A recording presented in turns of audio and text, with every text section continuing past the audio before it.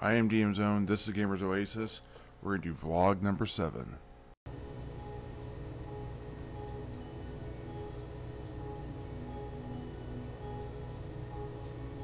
So, guys, this is vlog slash hunt number 7 for the basically for the year. But uh, this hunt is also the third hunt for the testing, and I referred to it. I was going to originally refer to it as, uh, you know, sweep left or something of that nature, trying to come up with goofy names or whatever.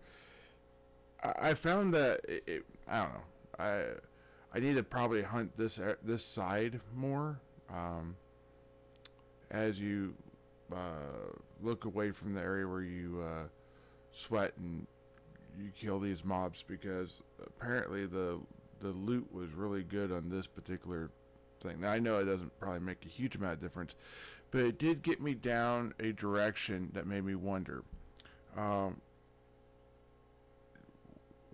what how big of a slot machine does a casino would you have to consider for like the random chances? I've heard Trophy Universe refer to this as a slot machine, and maybe it's not a slot machine, but maybe the concept of a slot machine still kind of works as a little bit of random luck is thrown in there. And the reason why I talk about this is, well, a lot of people are of the opinion of this, and Mind Dark hasn't been outright. Well, they've been back and forth on it. So, and my thought is maybe natural division in mobs are the individual slot machines. If someone knows the answer to this, let me know down in the comments below, or let me know what your thoughts are. But in this particular area where you hunt these mobs, there's a road that divides it. And while there are mobs on the road, I don't know if that's really where they spawn, or maybe it's a place where two different groups of mobs meet. And it's not like this is the area they spawn. It's like this is the area they spawn all the way out to here, and this is the area they spawn all the way out to here. And those two areas just happen to meet or overlap. So that was my thoughts. Because if that's the case, maybe that's the size of the slot machine. Maybe you need to hunt one side of that road and not both sides of that road to effectively get the most out of that side. So if you are on one side and you move to the other side, maybe that's like moving from one slot machine to the next slot machine, too soon. Maybe you miss out on that global. I don't know. Just a thought. And then the other thing is, so is it a global slot machine? So if there's a guy hunting there and I'm hunting there, do we share the same pool? Do I give him a better chance of getting a global, or does that person give, or her, or does that person give me a greater chance of getting the global because maybe they're being inefficient? So maybe it's not markup you should be hunting, it's idiots. Idiots that are out there with an LR or whatever, with LR maybe, if you're a low level, and these mobs are too small for the weapon they're using.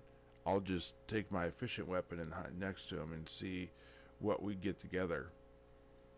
Yeah, maybe that's it. One of the first times I found that I thought was pretty cool was hairspray. Speaking of the newer and the more different loot, I got paint cans and I got hairspray straight off. I was like, well, these are two new items. Maybe there's some sort of change, and I don't remember anyone else being in there, but I've been hunting now. Well, this is my. I've already done probably 60 ped with my Bukin here, and at least 60, maybe 75 ped before I started this hunt. And I know I've done 15 ped with the maze hammer. And I'm just now starting to get some different loot. I was wondering what I was going to have to do. Maybe it's my skills have built up to a certain point that now I'm starting to able to spend less on the skill tax, and I'm able to get the higher end loot. But I mean, like that paint can, that's like 388% markup. That's the most markup I've ever seen in any item ever. And the hairspray fell in pretty good amounts. And since then, I've actually found a couple times more of hairspray, which you'll see in other videos. But that wasn't even all I got then. You know, I felt like I got more of the other stuff too, and less of the shrapnel. It just makes you wonder, is it maybe who hunted just before you there, like on a slot machine, where you kind of wait for someone who's been there a long time and doesn't hit to leave, and then you take over and maybe catch their jackpot that they're waiting to hit. You know, or is it you know, you want to hunt next to them and type of thing, or maybe my skill got high enough that I didn't get a certain type of skill, so that I freed up more loot, or maybe it was just random. I got more near misses of globals and ended up getting loot. I'm not sure you can actually global on a menorah. I've not seen anyone do it. I haven't done it, and I'm you know, anywhere between 75 and 90 ped into it. Getting ready to build up into a really big one. It's going to come at the end of my 8th hunt, which has actually already occurred. So I'm going to be rolling these out pretty quick, one a week at least. But that's still, this is the 3rd one. Imagine that. That's going to be at least, you know, another 5 weeks potentially. So I might try and roll that a little sooner. But I'm not going to make it my vlog 8. Vlog 8 is probably going to be another one of these 15-20 minute videos. I'm thinking I'm going to do something a little different on this one. I'm actually thinking about live streaming it, and I probably live stream it on Facebook.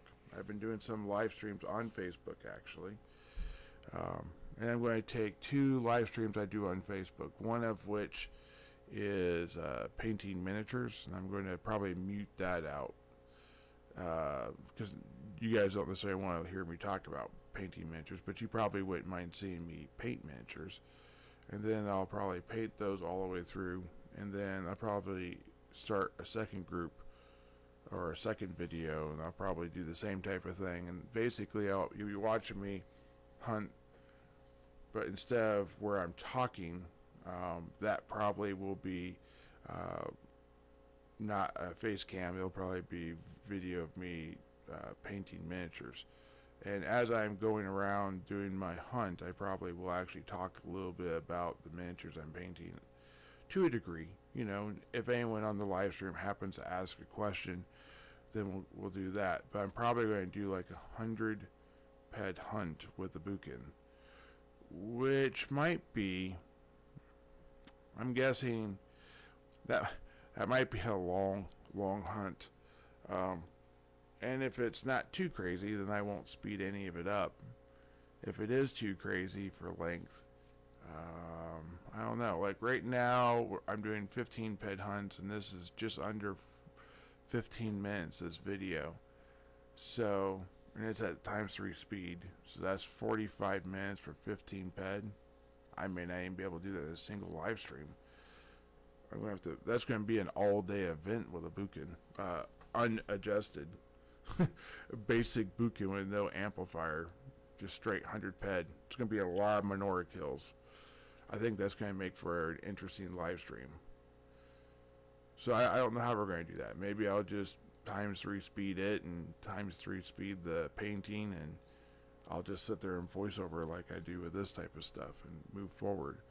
I think that's kind of what I'm doing. Anyways, both those will be streamed on Facebook. If you want to check me out, look for that on DM Zone or become a member of a Gamers Oasis. I'll probably be streaming it as DM Zone on a Gamers Oasis, and I'll probably share that link on my Facebook page. But if you want to be part of more of the discussion side of things, where I'll be actually watching the chat, that'll be in the Gamers Oasis, which is a Facebook group. Um, but yeah, just let me know. Hey, this is so and so from Eve, not Eve, excuse me, but Entropia Universe, and yeah, I'll probably say hi if I see you in game or whatever, or say hi when you see me in game, and you know, we'll go from there. Anyways, so that was one of the thoughts I had about like the slot machine thing. The other thing is, I've been doing a video on found objects, and in this video, I'm not going to be able to take the time to talk about it, but I'm just doing a 2-minute my take 2 video on found objects. And one of the things that occurred to me is there's a lot of bias in what people are experiencing with their finding the fruit and the stone and dung and that type of stuff, and come to find out that there's other things that you can find. Oh, here's actually that was the one, that this item right here, the makeup smooth remover was the big 388% item I found. Actually, I've only found one of those the entire time, and I'm kind of hoping I find a lot more of those, because that's a good markup. Obviously, paint can was pretty good too, but that was also a very good markup too. Anyways, so oh man, yes, found objects. So I think found objects can be in all sorts of places. I think people form their opinions, and then they walk those areas looking for those items in those areas, and then they go and say these items are often found in those areas. That's not true.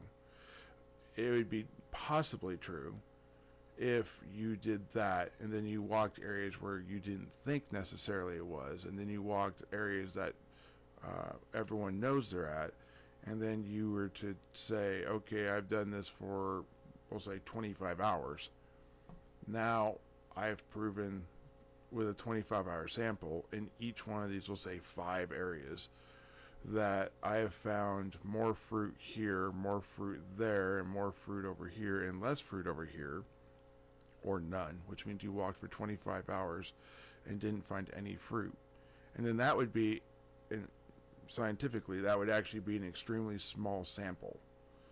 And then you do that, repeat that test like 20 times. Anything outside of that is what your experience is, and sort of your bias is. So some people's bias might be, well, it's along edges of cliffs. Maybe. Could be. If you walked cliff edges for 25 hours, you would have a better idea. But then you'd also have to walk the middle of open valleys. You'd have to walk stream edges. You'd have to walk roads. You'd have to walk right next to buildings to see if that was also the case too. Because if that was the case as well, then how could it possibly be just that? Does that make sense? So that's kind of where the bias comes into this a little bit. Anyways, looks like my hunt's getting ready to wrap up here. I'll talk more about this stuff in future hunts. So this vlog's not going to be exactly the same. It's just more of behind the scenes on some of these things as we go, and then a discussion of what's going to be coming up in the future weeks. I hope you guys enjoy this type of video. As you can see here on the card, these hunts are fairly repeatable. I think this is the way I'm going to go, is either with armor or without armor. So I'm going to do 4 hunts with armor and 4 hunts without armor to see which way is better. I don't think my evasion skills are high enough to go ahead and do menorahs on Swanting. I might do Swanting on Gallards, because I could do that without armor, and I wouldn't incur the huge cost of the decay of the armor, which I think was the big factor in my 15 ped Swanting video, why I lost almost 5 ped on that.